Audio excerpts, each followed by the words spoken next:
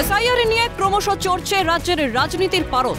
এই আবহেই একাধিক অভিযোগ নিয়ে মঙ্গলবার সিইও দফতরে যান রাজ্যের বিরোধী দলনেতা শুভেন্দু অধিকারী। তার সঙ্গে ছিলেন রাজ্য বিজেপির সাধারণ সম্পাদক জগন্নাথ চট্টোপাধ্যায় এবং সহ সভাপতি সঞ্জয় সিং। সেখানে তারা রাজ্যের মুখ্য নির্বাচনী আধিকারিক মনোজ আগরওয়ালের সঙ্গে দেখা করেন। পরে সংবাদ মাধ্যমের মুখোমুখি হয়ে ভুয়ো ভোটার নিয়ে রাজ্যের শাসক দলের বিরুদ্ধে সুর চড়ান শুভেন্দু অধিকারী। তার অভিযোগ, ভোটার তালিকায় মৃত ব্যক্তিদের নাম ঢোকানোর কাজ করছে তৃণমূলের আইপ্যাক টিম। ভুয়ো জন্ম শংসাপত্র দিয়ে ডিজিটাল সার্টিফিকেট তৈরির চেষ্টা চলছে। ফ্রড টিম রয়েছে আইপ্যাকের, চিটিংবাজদের একটা টিম। সেই চিটিংবাজগুলো তৃণমূলের বিভিন্ন স্তরের কাউন্সিলর, পঞ্চায়েত এবং ছোট ছোট মাতব্বরদের মাধ্যমে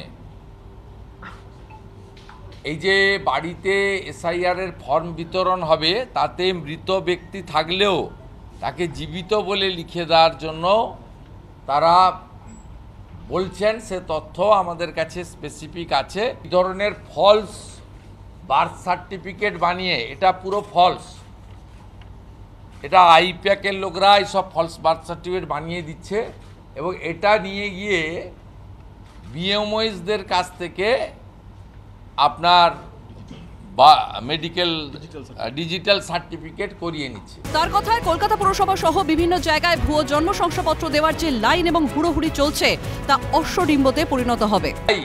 কলকাতা কর্পোরেশন সহ বিভিন্ন জায়গায় যে ফলস বার্থ সার্টিফিকেট দেওয়ার লাইন এবং হুড়োহুড়ি চলছে, এটা অশ্বডিম্বে পরিণত হবে।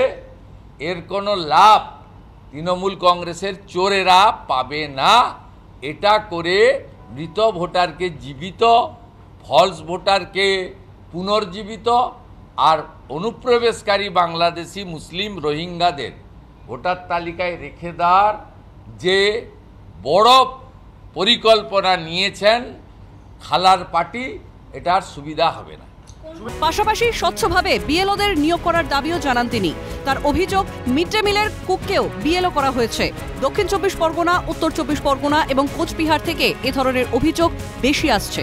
সেই কমপ্লেনের মূলে 1.1, 1.2, 1.3, 1.4, তাতে অধিকাংশ আমরা কেস টু কেস কমপ্লেন্স চেয়েছি।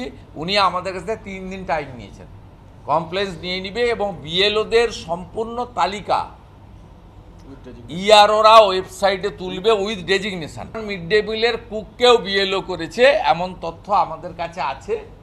আমরা দাবি করেছি যে উইদিন 24 আওয়ার্স সমস্ত ইআরও এবং এইআরওদের ডাইরেকশন দেওয়া হোক যে বিএলওদের তালিকা ওয়েবসাইটে তুলতে হবে, পলিটিক্যাল পার্টিকে দিতে হবে, নইলে আপনাকে সেন্ট্রালি এখানে দিতে হবে এবং পাশে ডেজিগনেশন দিয়ে দিতে হবে। এরা টার্গেট করে করছে দক্ষিণ 24 পরগনা, উত্তর 24 পরগনা, কুচবিহার, এইসব জেলাগুলো। অন্যদিকে বিএলওদের নিরাপত্তা প্রসঙ্গে শুভেন্দু জানান, নির্বাচন কমিশনে অভিযোগ জানানো হচ্ছে। এ নিয়ে বিজেপির তরফে রাজ্য স্তরে একটি হেল্পলাইন নাম্বার চালু করা হয়েছে। এছাড়াও জেলা স্তরেও শীঘ্রই হেল্পলাইন নাম্বার চালু হবে। ইলেকশন কমিশন ব্যবস্থা দেবে। ইলেকশন কমিশন অভিযোগ জানানো হচ্ছে এবং ভারতীয় জনতা পার্টির পক্ষ থেকে একটি হেল্পলাইনও চালু করা হয়েছে। আমি ওয়ার্কিং আওয়ারে, মাঝরাতে তো ফোন করলে পাবেন না, ওয়ার্কিং আওয়ারে হেল্পলাইন নম্বরে আপনারা যোগাযোগ করতে পারেন।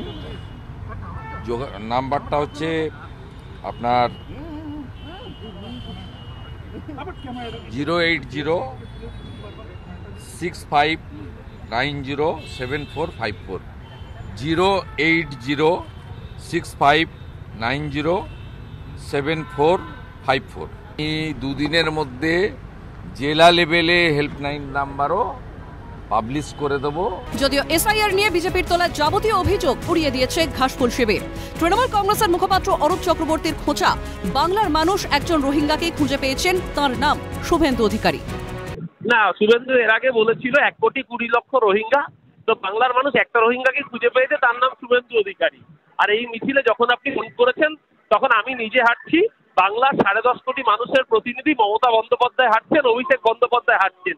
তা আমরা যত হাঁটবো তত ওদের জ্বলবে, আর ওদের যত জ্বলবে তত বাংলার মানুষের চলবে। ওদের মুখে ঝামা ঘষে দিয়ে ভোট চুরি রুখবো, ভোট চুরি রুখে শুভেন্দুকে প্রাক্তন বিধায়ক করে কাঁথি শান্তিকুঞ্জে বাংলার মানুষ পাঠিয়ে দেবে। এসআইআর প্রক্রিয়া নিয়ে রাজ্যের শাসক ও বিরোধীদের এই তরজা ক্রমশই চড়তে শুরু করেছে। আগামী দিনে এই তরজা আরও বাড়বে বলেই মনে করছে রাজনৈতিক মহল। ক্যামেরায় সঞ্জীব চক্রবর্তী এবং শুভময় দাসের সঙ্গে অভিরূপা হাজরা এবং প্রীতিশ বন্দ্যোপাধ্যায়ের রিপোর্ট, ক্যালকাটা নিউজ।